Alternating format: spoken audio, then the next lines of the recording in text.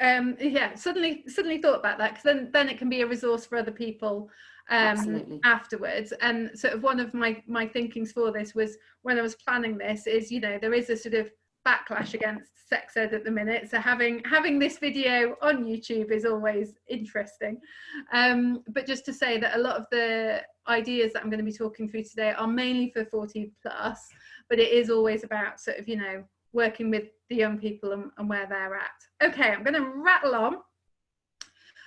So when we were writing the book, these were the main points that Esther and I sort of came up with, that we think great RSE, and it is a pun because it sort of sounds like arse, and I know it's really childish and I'm very, very silly, but great arse is what I wanted to do, but it's very silly and I'm a big kid. So yeah, we wanted it to be co-produced with young people. We want it to be inclusive but also critical, rights-based, safe and ethical, and it keeps jumping on. I didn't press anything. I don't know what my screen does. It just does this when I'm in Zoom. We wanted it to be creative and curious and holistic and interdisciplinary. So when we were writing it all, we tried to weave in all of those things, and it does mean that some of it is a little bit mad. So bear with me, because you will see some slightly odd uses of resources. So did people bring a jar with them for this session? So what you can do if you have a jar handy and some post-it notes is, this is a really fun idea that I use in lots of different ways actually, but jars and post-it notes are just brilliant. So if you want to, I would like you to have a think about, well, let's go for things that are bugging you or stressing you out at the minute. You can offload anything, COVID, the government, whatever. Just take a moment to do some scribbling. The way we often do it is, yeah, you take some time to do some scribbling, put it in the jar, and then I've been thinking about how we can, so the next part of the activity, this is from a pack called Agenda. Has anyone heard of Agenda? Sort of thumbs up, not.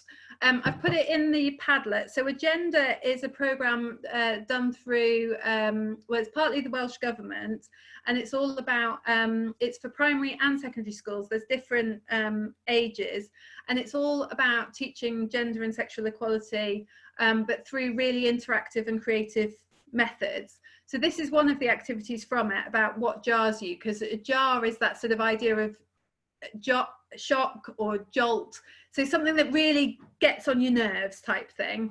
And doing this activity with young people is great fun, because you sort of get to shove a load of stuff in the jar and you almost get to seal it in the jar, and then we spend some time decorating around the outside of the jar all the changes that we want to happen in the world, what can yeah, how we can be the change. And it's a really interesting activity to do. They'll put in as much as they want, and some kids will go all out on it, and some kids, you know, some kids put more in and don't do so much decorating. Others really focus on the decorating bit afterwards. I also do as self-care jars as well, sort of, or, you know, positive affirmation jars, just anything that uses jars at the recycling bin. You know, it's just a really fun way of kind of getting a conversation going, giving the young people something to talk about, and having a jar. Right, I'm going to continue.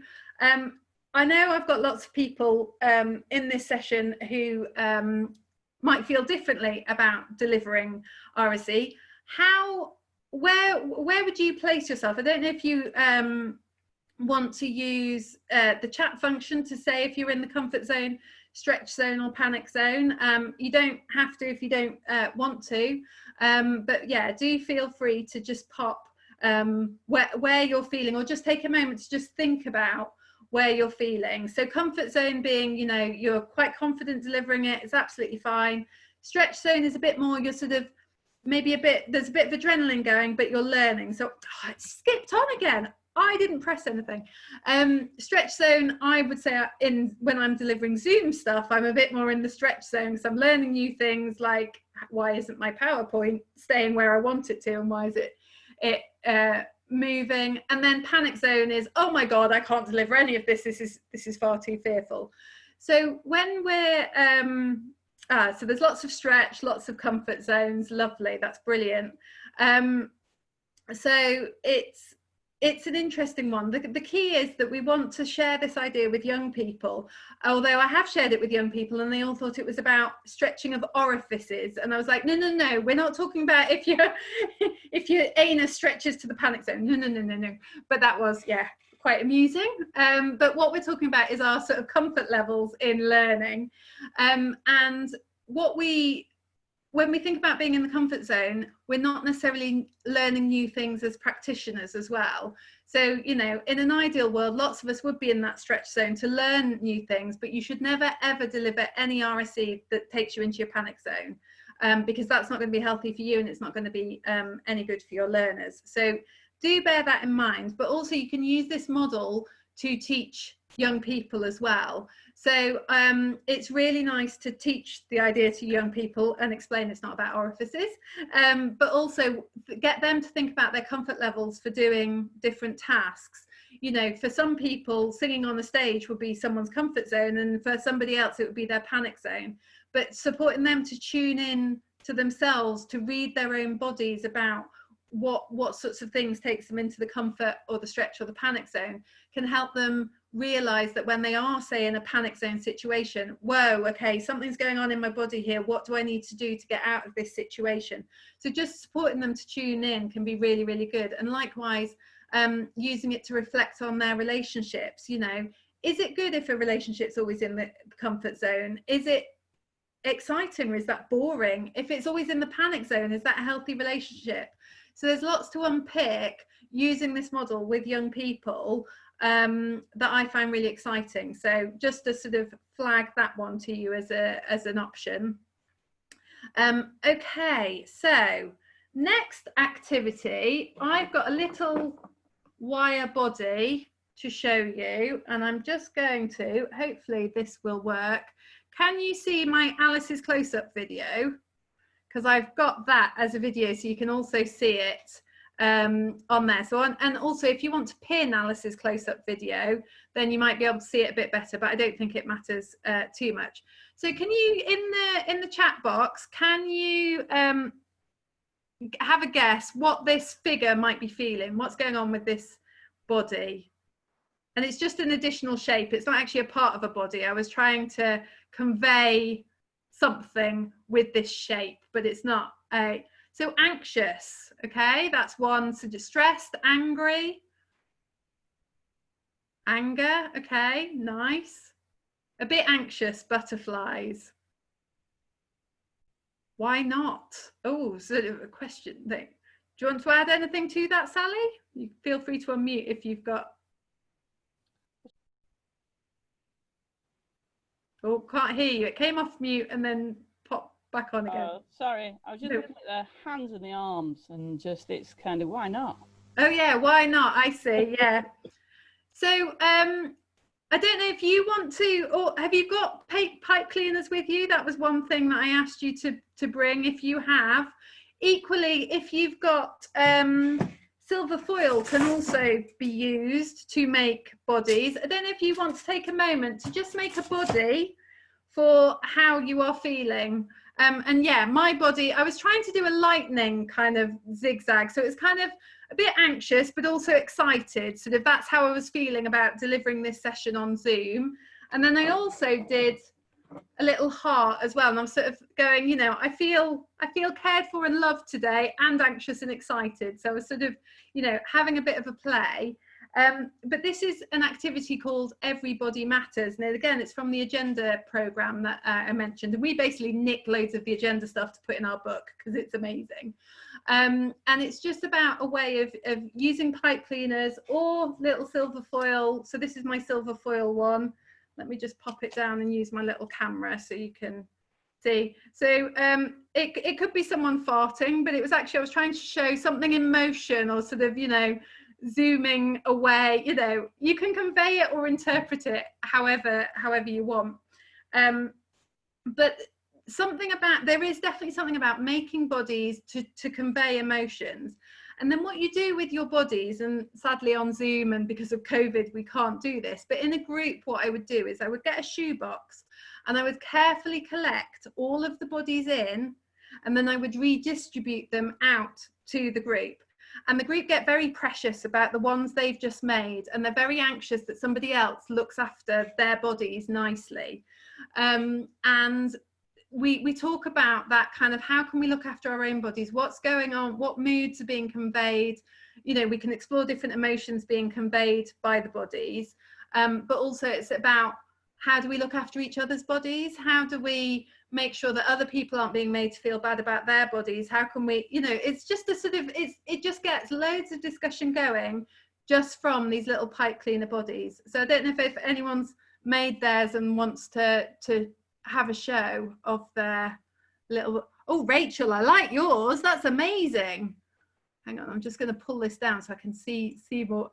Oh, I like Ruth. Is that sparkly, Ruth? Is it a sparkly pipe? Oh, I like a sparkly one. Brilliant.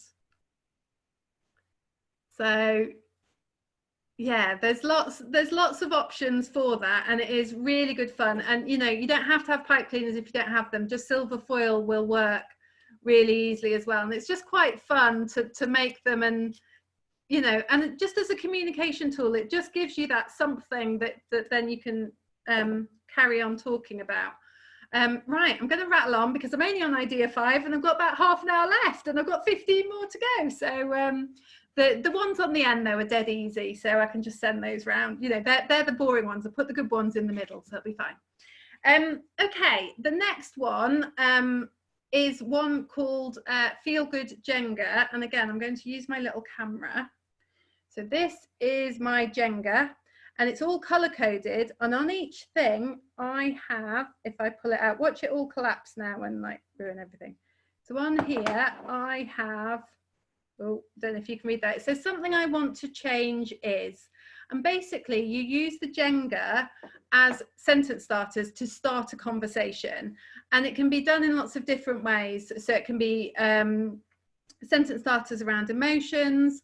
I've done it with masculinity groups, so particularly focusing on sort of sexism type stuff, and you color code each end point. So because what I always say is, for example, the reds or the oranges might be trickier to answer, so the kids can avoid the ones that are a bit trickier, although quite often they all go, I want a red one, I want it, you know, they like challenging themselves.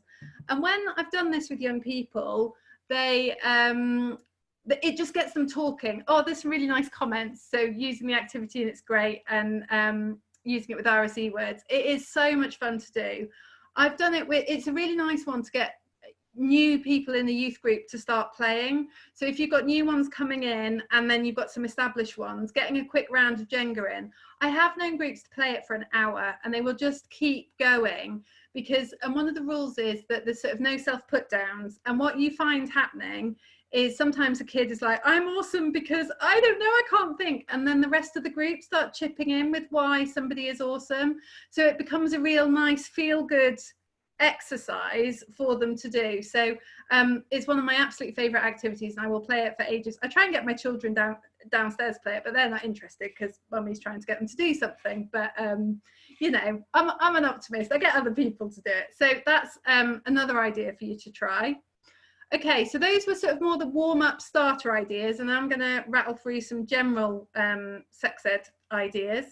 So I'm going to show on my little camera. Now I know I've got a room full of experts, so this will probably be no problem at all, although Debbie wasn't too sure what this was. So in the chat function, can you tell me what this is?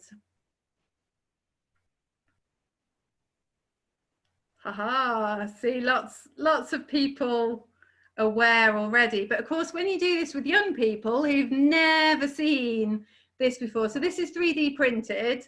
You can, the pattern is available online, and I just keep sidling up to nice people with a 3D printer and getting them to print them for me.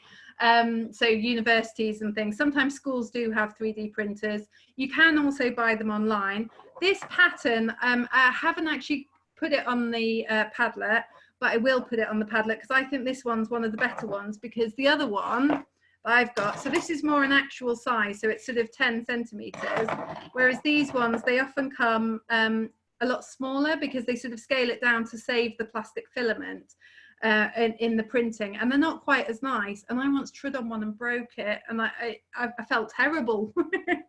So yeah, but again, using this object is it's the idea of object-based learning. So you have an object and you say, okay, what is it? What questions have you got about this object? Why have we got this object? So it doesn't have to be just about the clitoris, but I like this object because it means you can start a conversation about sexual pleasure, about female anatomy. I mean, the fact that this wasn't properly mapped until 2005, when you consider how long bodies have been cut up and anatomy. I mean, although anatomists were aware that the structure of the clitoris is much larger than the sort of nub bit on the exterior, it's like an iceberg, the rest of it is nerve endings underneath. The full extent of it and all the nerve endings and the mapping of it was not discovered until properly mapped, and I believe it was the late 90s, and then 2005 was more when they started to get a full extent of the structure. So you know, using something like this. I've also got things like my little knitted vulvas, which I know those of you who've worked with me before will have seen, and I absolutely love these. And again, I'll use my little camera to show it in a bit more detail. So this is just knitted. So again, if you've got people, I've taken up knitting, I'm not good enough yet to knit these, so I do have friends who knit them for me. I've got knitted penises, I've got a uterus, although it's missing an eye, so I need to sew that eye back on. It's starting to look a bit sorry for itself. But what we found with these soft objects is, again, really, really good for starting a conversation about bodies and about what they look like and what we're expecting. And there was a group of unaccompanied asylum seeking young people, and this was particularly successful with them because for this group they'd never sort of seen diagrams of anatomy, and that was too school-like and a bit beyond. Whereas if you've got something like this, it just really, you know, it's tactile, it starts a conversation, it's not too scary, but you can talk about this fairly easily. So oh, my PowerPoint zoomed on again. So the object-based learning, I've added a link in the Padlet about object-based learning and the sorts of things you can use it for, but the power of an object to just go, what is this, what's going on, is really amazing. So, oh, Rachel's got some crochet done, some felt ones. Oh, I want a felt one. Oh, let us know where you got the felt one from. That sounds brilliant. So yeah, I've got a giant uterus cushion actually, which I have been known to take out, and actually my daughters nick that because it sort of cuddles them, the fallopian tubes, just wrap around and give them a cuddle. Okay, so I was just going to show you, oh yeah, Sally's got a good point around, yeah, you're handling it, which helps regarding the shame of touching one's self that people are still told. So yeah, brilliant point, thanks Sally. Okay, so we're rattling on. Idea 8. Ideas for teaching consent. This is a really simple one, and you can sort of start talking about this with younger children as well. That how do you pet your animals? And yet again, the PowerPoint is not moving on, and now it's suddenly all going to zoom on. Now I'm pressing buttons and it doesn't want to do it. Come on, Pat. There we go. I think I must have clicked onto the Zoom or something. So it's how do you know if your pet wants petting? What noises do they make? How do you know how to pet them? So having those conversations about touch with a pet then can sort of start that conversation about how do you know if someone wants a cuddle or all of that side of it. Then the next part of it, this PowerPoint is not liking me. So that's one idea for having talking about consent. And again, it's how can you relate it to talking about it with humans? Another idea then would be the handshake game, which if you were in the session on Monday is about using handshakes to talk about consent. And it's 3 handshakes. The first handshake, just a standard handshake. The second handshake being a negotiated handshake. Everything has to be negotiated, eye contact, everything like that. And after each handshake, you talk about how it was. And the first handshake's generally fine, but some people find it a bit weird. Someone squeezed too hard. The second handshake, everyone finds really awkward. It's a really strange handshake, and then the third handshake, which is about tuning in and the best of both handshakes. Now, in the time of coronavirus, it's really tricky to do the handshake game, but someone in the session on Monday actually suggested trying rock, paper, scissors and seeing if you could communicate well enough so you both get the same thing, or things like that. So there are ways of trying to tune in so you're reading each other. So it's not about a power play, someone's got to win, someone's got to lose, but can you tune in to predict, or things like that. So that could be a quite fun experiment to try, and I really like that idea. That more details on the handshake game I've put on the Padlet. Another idea is to, again, tricky in a time of COVID, but teaching hand massage. So getting them to talk about hand massage and what sort of touch they like, and giving each other hand massages. So just sort of 3 ideas for the price of one on talking about consent with young people. Okay, I have another idea that I use all the time that I absolutely love. And this is Duplo relationship bridges, where you give each person in the group a few pieces of Duplo, say 6 pieces of Duplo and a whiteboard marker. And you ask them to write on the Duplo the qualities of a relationship or a friendship that is important to them.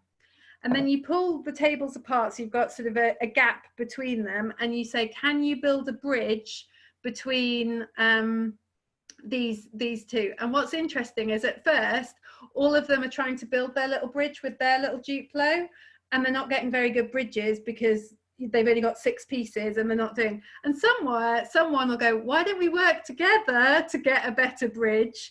And then they start to build. So this would be on my little camera.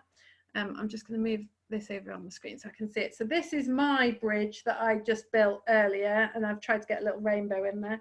You can see my bed in the background, sorry. So I've got things on there like I put nice eyes, sexy, football, I don't know, people come up with all sorts of things, kindness, laughter, love, hot, rich, it might be all sorts of different things, and you get them to build the bridge. And you're just all that while having a really good conversation about the qualities of a relationship. And then you say, okay, so something happens, say maybe someone tells a lie, what block is going to be removed from that bridge? And you get them to sort of brainstorm what will go. So for example, it might be the trust block that gets taken away. So you take away the trust block and you see what happens to your bridge. Now on my bridge, trust is at the top. So if I take that out, the whole thing is going to collapse straight away. But on other bridges, it might be that the trust block can be taken away, but there's enough other stuff going on. So then we get to that conversation about what destabilizes and what can make relationships more stable, and how can we build really strong relationship bridges. And I've done this activities with year 2s all the way up to sort of 6th formers. So they get out of it the level that they're working at. So, you know, the little ones are all like fun and football, and we're talking more about friendships there. We're not talking about sort of, you know, intimate relationships. But, you know, and I've done this with year 10 boys and they absolutely loved it, and getting the Duplo out was amazing. So Duplo is just great, and you just need a whiteboard marker and then a wet wipe to wipe it all off afterwards, and then that's absolutely fine. Okay, another idea which I have used from the Brighton and Hove PSHE, I'm trying to think of the word, the PSHE team at Brighton and Hove, is using hula hoops to start to explore sex, gender and sexual orientation. And again, this is a really, really interesting discussion activity where, you know, where do you put a man? Is it under sex, or is it under gender, or is it in the overlap between sex and gender? And the value isn't necessarily in the right answer, because for some of them there isn't a right answer, because that's kind of the point of this activity, is that this stuff is actually really complicated, and some of it might be more straightforward to put in a place, but others it's that unpicking that conversation about where should things go, and do we always agree, and things. So get big hula hoops, print the words out, and then sort of try and get them to sort. And again, it's the value of the discussion rather than the right answer on this. And it's really, really interesting, because you then start to get the young people to understand definitions of, you know, what it means to be trans or gay or things like that. but in a way that's sort of unpicking the understanding of where these things fit and where we all sort of fit on this. So it's a really fun activity to do. Okay, halfway through, 25 minutes left. We'll see how I go. Right, okay, so okay. Another one that I wanted to show you, I have got some bits for you to do in a moment as well, but is using traffic lights. So one idea is the idea of play, pause, stop. And I don't know if you've seen the Play, Pause, Stop website, but it's well worth a look. Because it's got lots of different behaviours on there, which could be an example of a play. So as in this interaction between, you know, two sexual partners is all good to go, or is it a pause? Oh, we're not sure if consent is present. You need to pause. You need to check in, or a stop. And sometimes just reading out those statements, you know, is I don't know, folding your arms. Is that an example of a play, a pause, or a stop? You can use it with traffic lights. So, you know, if they've got like a green, a red, or a yellow piece of card, or I've actually got these Sperm key rings which come on a set, so they're all on one key ring, and total gimmick. I totally acknowledge that, and let's face it, it's the year 10 boys that absolutely love these and nick half of them, and you know, it wouldn't work for every group.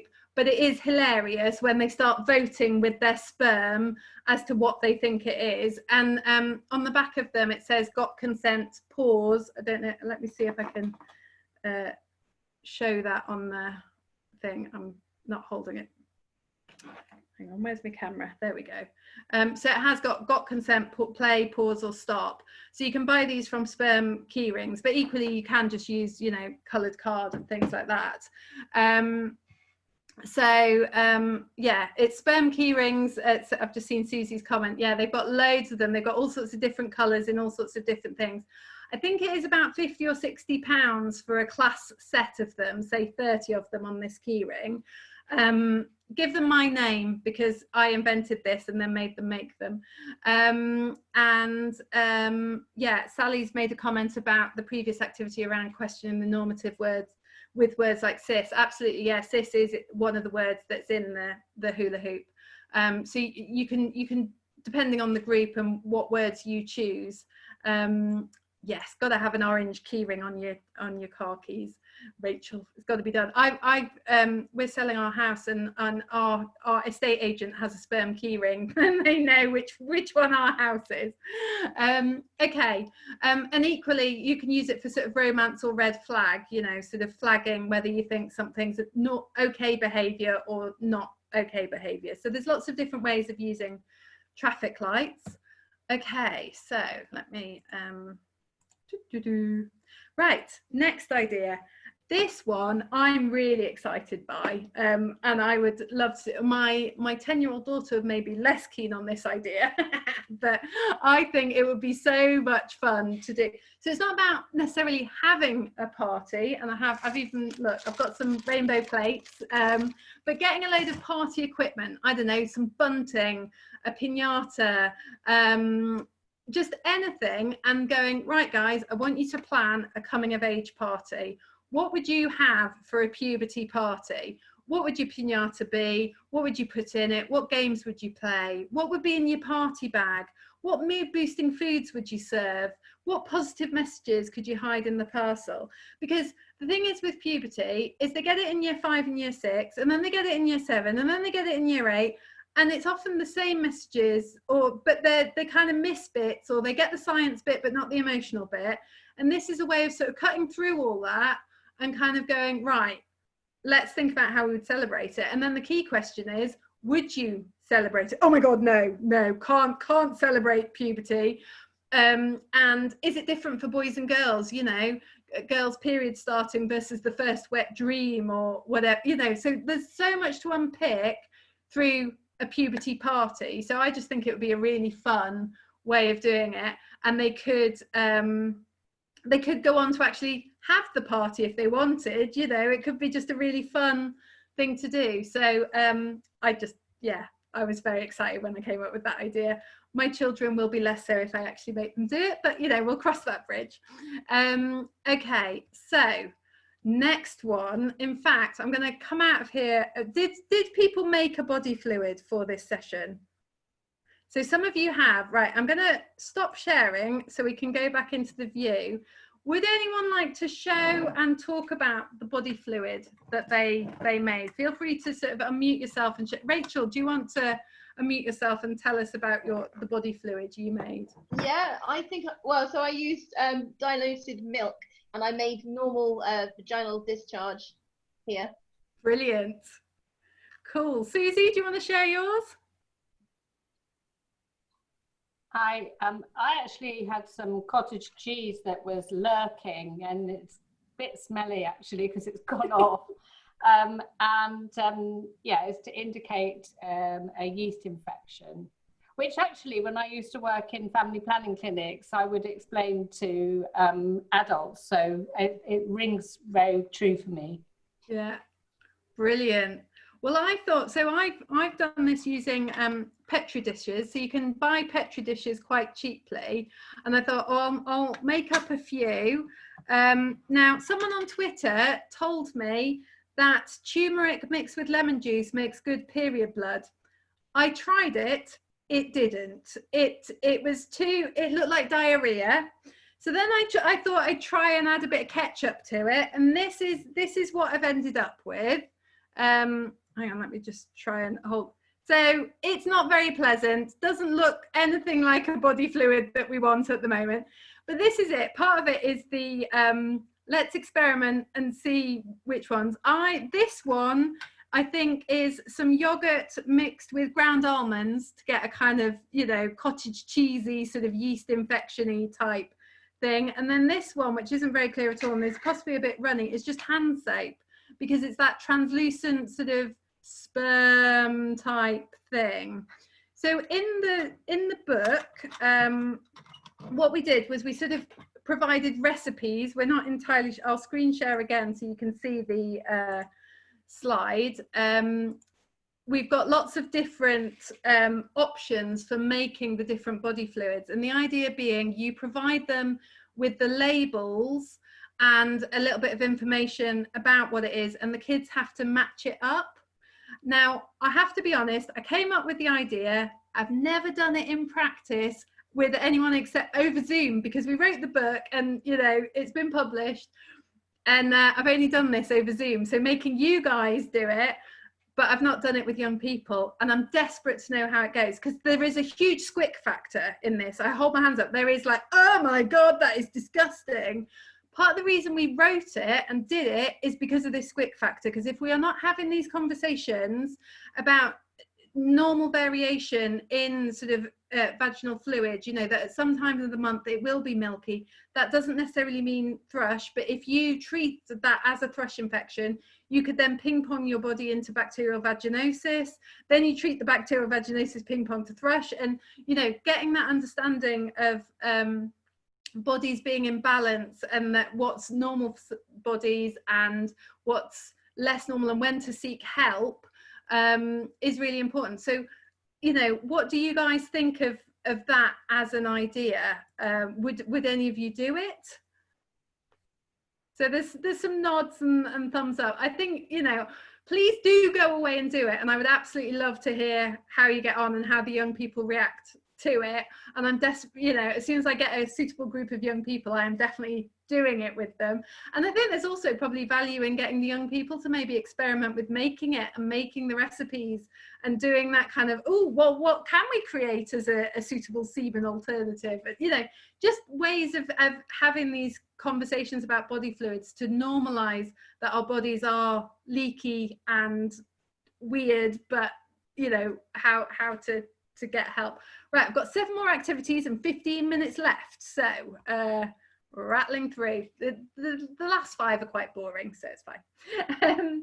Okay, hang on. So this one is adapted from a charity called Education for Choice, and they had an abortion education toolkit, and it's a really interesting activity to do with young people. Basically, you divide young people into pairs and you give them a role that is distant from who they are really, if at all possible. So, you know, it might be that they are an adult couple trying for a baby, or it could be, you know, 17-year-olds who've had unplanned sex, or, you know, anything, but do try and distance it a little bit.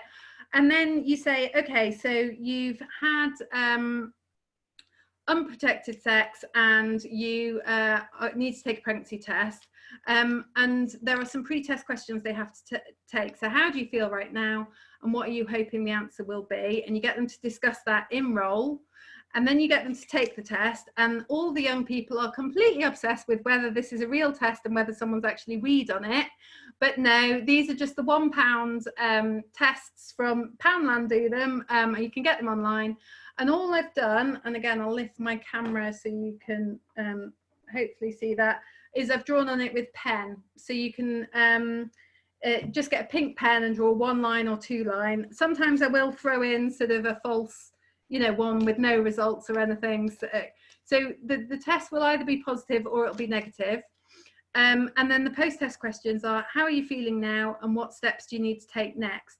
So they have to discuss that in role. So some kids will be like, oh, I'm actually quite sad. We were trying for a baby. And then other, you know, discussions in the role will be like, oh yeah, no, I'm really relieved, because there's something in that kind of understanding what it might feel like to take a pregnancy test. I think is really valuable, so that when they are in that situation for real, some of that sort of process, their understanding of it has been explored with a professional. So, you know, around the options of adoption, abortion, or continuing with the pregnancy. So Susie says only a pound. Yeah, you can get them quite cheaply online. They do the little cardboardy ones that are quite flimsy that you can use, but I quite like these ones. But I think it was relatively cheap to get these ones, and I quite like them where they're a bit more solid, so you've got something to hold on and wave about, whereas if you've got the little cardboard ones, it's not quite the same. So yeah, and it is not a nice one to teach around choices. So do have a look at the whole pack, the Abortion Education Toolkit, because it's really, really good. Lots of, I mean, it's quite old now, it's a legacy resource, but it's still got lots of useful stuff in there. So yes, I love that idea. Right, got 10 minutes left. Have you all got your Play-Doh with you? Can everybody just make me a part of the body that relates to pleasure, please? So anything, just make a part of the body. And this, my Play-Doh is a bit old, actually, got to be honest, it's not very nice. Oh yeah, so I don't even know what I'm going to make, but just take a moment. And you can do this with salt dough. Salt dough is really easy to use, and I've actually got some salt dough figures here. So salt dough you can bake, and I have actually got anatomical cutouts. So I've somehow, let me just do, so I don't know if you can see these that I'm showing you, that they're just cut out and then baked, and then you can paint them as well, so you can make different shapes with those. So that's one option if you wanted to cut out things. I don't know if anyone's ready to show me on screen what they've made. Oh, Lynette, is it a boob? I'm gonna guess a boob. A boob, right, love it. Ruth's done a penis, lovely. I have to shut my window when I'm doing these, because often the windows are open and people walking past in the street will be like, what's she talking about? Michelle, what have you made? Sorry, yeah, putting you on the spot. You don't have to answer. I think Holly's got a boob as well. Yeah, lovely. Is that a clitoris, Rachel? Oh, amazing. Well done. Well done. Fabulous. Okay, so this one is really interesting to do. Michelle says it was a mouth with a tongue. Lovely. Thanks, Michelle. This one's so interesting to do with young people, because funnily enough, almost all of them will make a penis. And it's like, oh, hang on a minute. Right, what's going on here then? So you and lots of, you know, we all often focus on the genitals. There were a few boobs and things like that, but we don't. I like that we had a mouth with a tongue, and, you know, what about hands? What about our brain? Because actually the brain, oh, thanks Julie, we've got a hand, there we go, lovely. We do have so much focus on the genitals, and actually unpicking why that is and what's going on just with Playdoh can spark a whole conversation about pleasure, and about body parts and what's normal for body parts, and I hesitate to use the word normal, but that range of variation in our bodies. And it's really good fun to do. And, you know, even if you've just got blue tack, you can do it quite easily, but Play-Doh or salt dough and things, and it is fascinating. There is a web link, the Squish Squash Squelch one, where Sexplain have done a bit more of a breakdown in how you do each of those, you know, how you would make a vulva, how would you make a penis. So that's quite fun. Okay, so we've got 8 minutes left, and I can rattle through the last bit of it, and then we've got a little bit of time for questions. So just some really quick fire ideas for concluding the learning. So sort of bring it all together, and we've got a whole chapter in the book on this. And so one of them is quite nice, just getting them to reflect on who they are and where they are at in the world, is the values egg.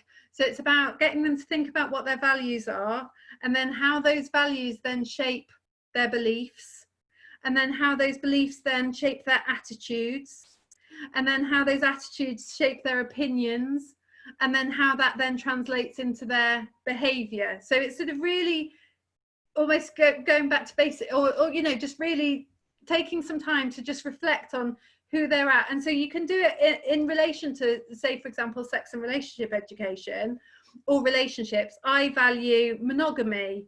I believe that people shouldn't cheat. I feel angry if people cheat. I think people who cheat are, you know, so there's lots to unpick that you can take them through around different areas. So that's one idea for you.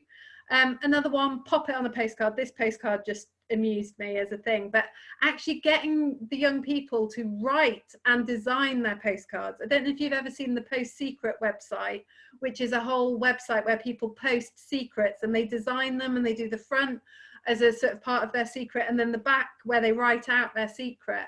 But it's something about pop their learning, so they can design, so they can draw and write their learning in a postcard to sort of summarize. So pop it on a postcard. Another one idea which I love is explain it to an alien, and we have a whole thing in the book around explaining gender to an alien, because that is a concept that, you know, is tough to explain to a human, let alone an alien. But can they explain it to an alien? Okay, so if you need to understand gender, you need to understand sex. Can we, you know, so getting them to really break it down is a really good way of checking in that understanding. Okay, so we've covered consent. How would you explain consent to an alien? So yeah, that's another one. Emoji evaluation. It is funny to do this one because I often give them stickers to stick over whichever emoji they've done, and because the poo emoji is on there, sometimes that one does get covered, and I'm like, okay, fine, but it's interesting when they've got a range of emojis, like, you know, the aubergine emoji or things like that. Okay, so your feedback is an aubergine emoji. What do you mean by that? What's that feedback? But it's just another way of using something that young people use quite a lot to communicate, but to communicate sort of feedback on your session. And then, oh my gosh, I'm going to be within time, and yeah, Go Ask Alice is actually a website which amuses me. It is actually a sex ed website and nothing to do with me. But yeah, the problem pages, again, is a really simple way of sort of checking understanding. And if you don't want to sort of have to create your own, the Do resource, lesson 6 of the Do resource has 6 problems with sample answers for the facilitator to go through with the young people. So it's sort of 6 different scenarios, and you can unpick them with the young people. So that's another idea. So I'm hoping that you're kind of feeling in a comfort or stretch zone following today's session.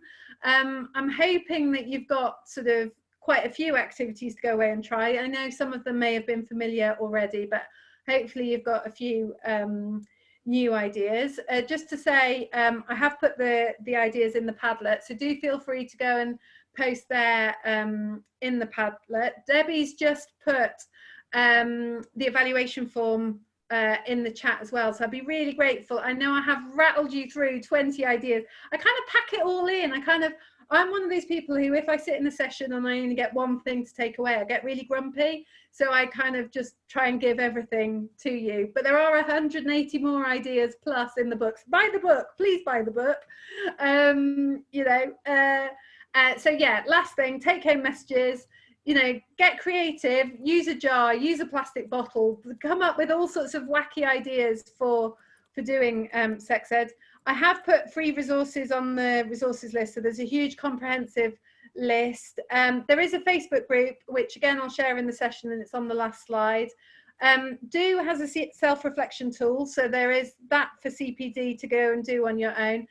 A shout out for Brooke Learn.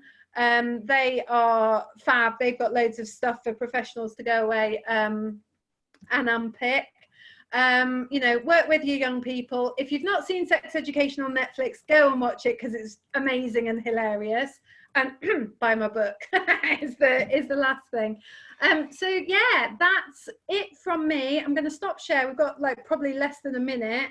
But does anyone have any questions, comments, queries in the last minute or so?